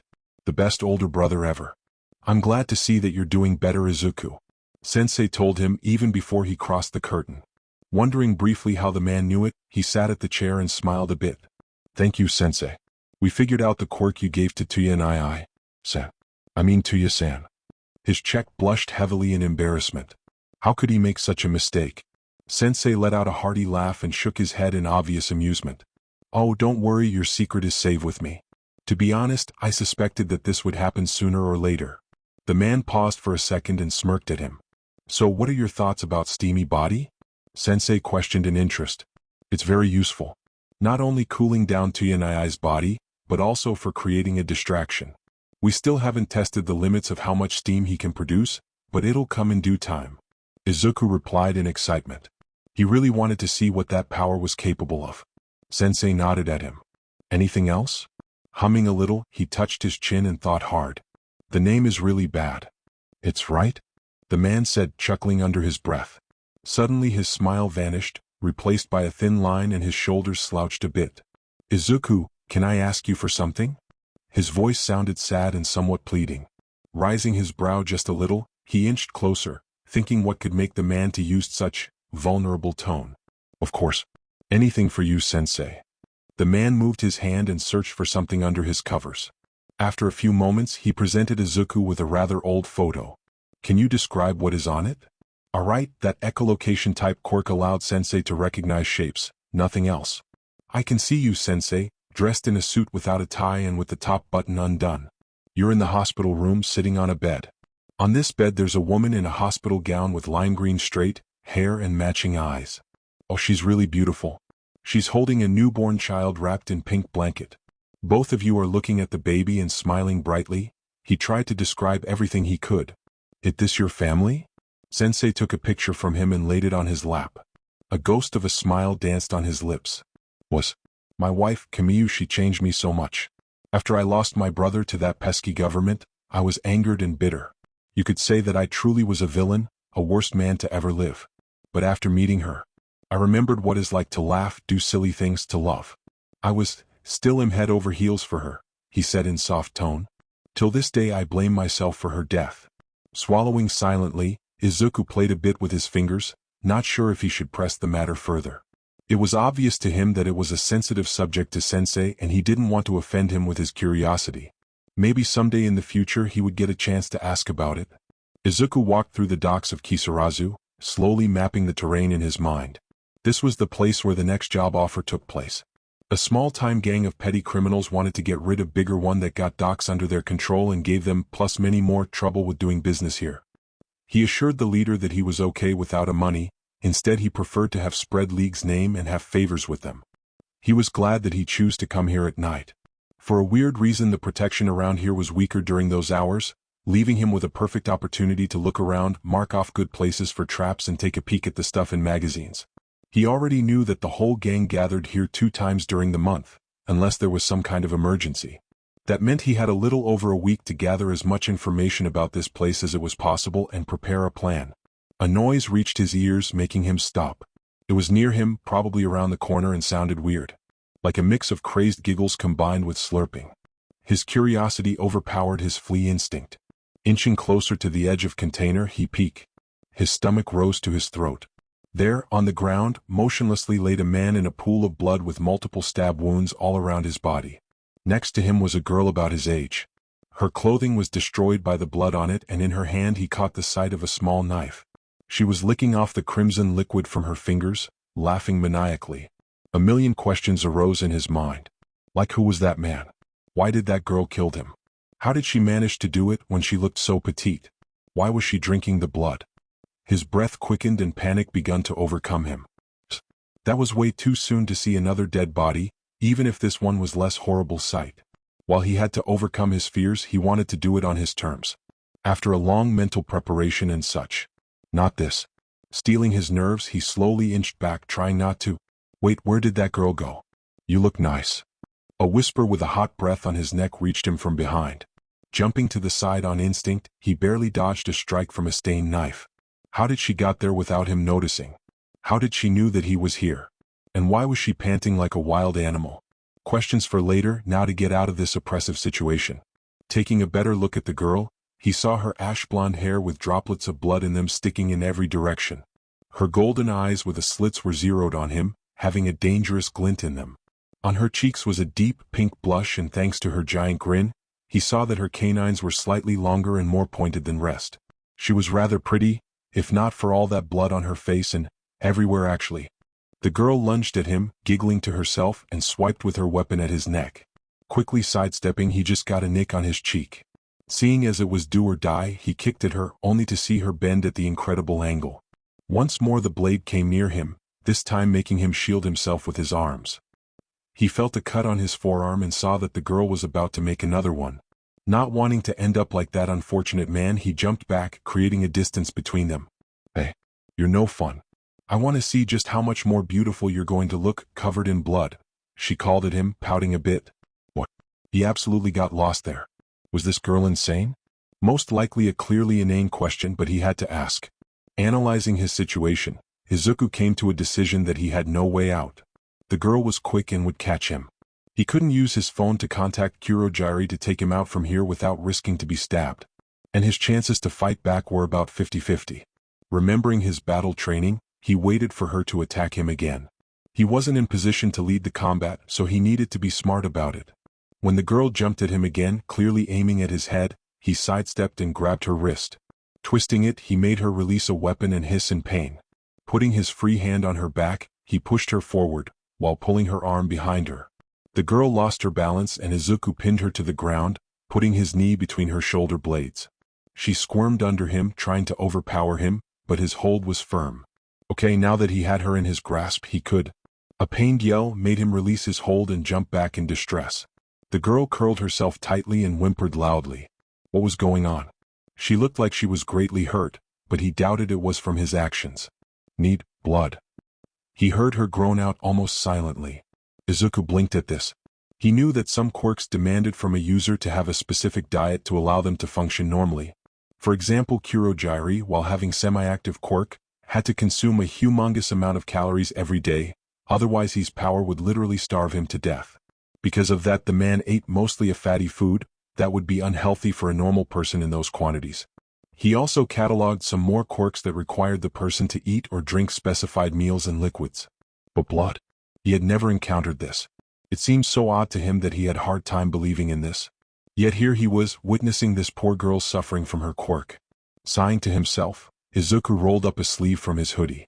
Crouching next to the girl, he presented her with his arm that she cut earlier. The gash wasn't deep, but it was rather long and still bleed quite a lot. Here. The girl opened her tightly shut eyelids and glanced at him with unfocused eyes. When she spotted his limb, she stretched out her neck with a great amount of effort and started sipping his blood. After a few moments, some of her strength returned to her, seeing as she rose a bit. Then, she latched onto his arm and began drinking greedily. Not really knowing what to do, he put his hand on her head and petted her. To his great surprise, the girl purred at his ministrations. After what seemed to be a whole minute, she stopped, backing a little bit and releasing an overly satisfied sigh. "Thanks," she whispered, smiling genially at him. Before he had a chance to answer, the girl all but fell on him, a soft snore escaping her lips. Izuku blinked. Then one more time. What the hell had just happened? And that's it for today. I hope you enjoyed. Support the writer. Don't forget to like, sub, share and donate for more videos.